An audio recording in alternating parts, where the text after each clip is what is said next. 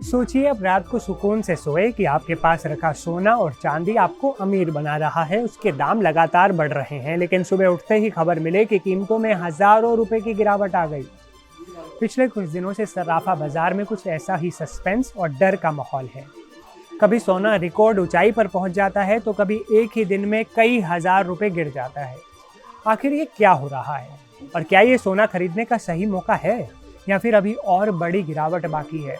और सबसे बड़ा सवाल, डोनाल्ड ट्रंप की नई टैरिफ नीति और अमेरिका में होने वाले बदलावों का आपके निवेश पर क्या असर पड़ेगा? आज हम इस पूरी खबर की परत दर परत गहराई से जांच करेंगे, इसलिए बने रहिए मेरे साथ। नमस्ते, मैं हूं वसीम और आप देख रहे हैं एनडीटीवी इंडिया।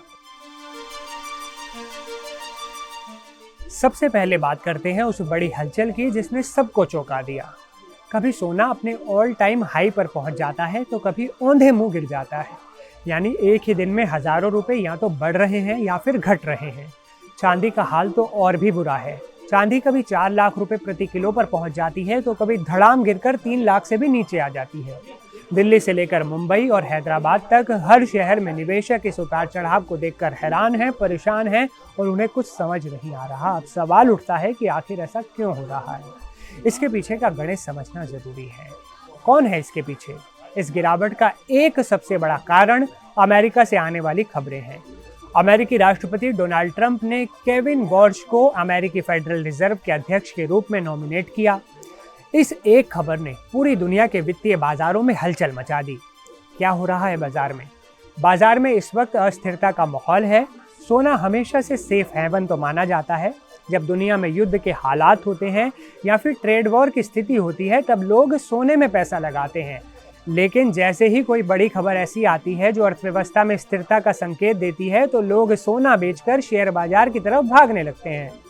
अब सवाल उठता है, कब और कहां इसका असर दिख रहा है? ये असर वैश्विक है, लेकिन भारत में इसका प्रभाव ज्यादा है, क्योंकि यहाँ सोने को न केवल निवेश बल्कि सुरक्षा के तौर पर भी देखा जाता है हमारे यहाँ। अब बढ़ते हैं आगे। भारत और अमेरिका के बीच टैरिफ को लेकर एक बड़ी डील हुई है। ट्रंप ने टैरिफ दर को 50% से घटाकर 18% करके व्यापारिक तनाव को कम किया है। आमतौर पर जब तनाव कम होता है तो सोने की मांग घटती है, लेकिन कुछ जानकारों का ये भी मानना है कि सोने की कीमतों में ये गिरावट लंबी नहीं चलेगी। दुनिया भर के केंद्रीय बैंक अब भी भारी मात्रा में सोना खरीद रहे हैं, जो इसकी कीमतों को सपोर्ट देता है, इसलिए कीमतें और बढ़ सकती हैं। चांदी की कहानी थोड़ी अलग है और दिलचस्प भी है। चांदी पिछले एक महीने में कई प्रतिशत या तो उछल गई या फिर धड़ाम से गिर गई। इसकी वजह सिर्फ निवेश नहीं है, बल्कि इंडस्ट्रियल डिमांड है। सोलर पैनल, इलेक्ट्रिक गाड़ियां और सेमीकंडक्टर्स में चांदी का जमकर इस्तेमाल हो रहा है। पिछले 5 सालों से चांदी की सप्लाई डिमांड के मुकाबले कम है। ऐसे में चांदी में उतार चढ़ाव सोने से भी ज़्यादा रह सकता है आने वाले समय में। अंत में निवेश की बात अगर करें, अगर आप इस बढ़ते हुए बाजार में मिस आउट होने के डर से पैसा लगा रहे हैं, तो सावधान हो जाइए। रिटेल निवेशक अक्सर तब खरीदारी करते हैं जब दाम आसमान पर होते हैं, जबकि बड़े खिलाड़ी नीचे के दामों पर खरीदारी कर चुके होते हैं। सोना और चांदी कोई डिविडेंड नहीं देते, इनका पूरा मुनाफा सिर्फ कीमतों के बढ़ने पर टिका है।